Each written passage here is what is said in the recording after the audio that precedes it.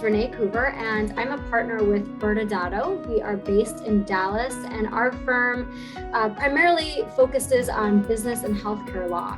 And today we are going to be talking about operating your practice in compliance, what practice owners need to know.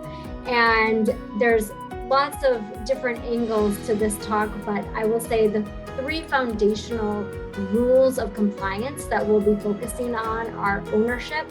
So who can own a medical practice in the particular state that you're in, and diagnosis and treatment, who can actually diagnose the patient and set out a treatment plan. This varies from state by state, and it's the area where we see the most non-compliance and enforcement in the area where we practice.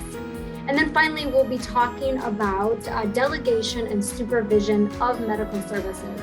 So once that patient's had that good faith exam and the treatment is delegated, who can do the treatment? What are the supervision rules? And how is that delegated down? So I look forward to speaking with all of you in sunny Florida, and can't wait.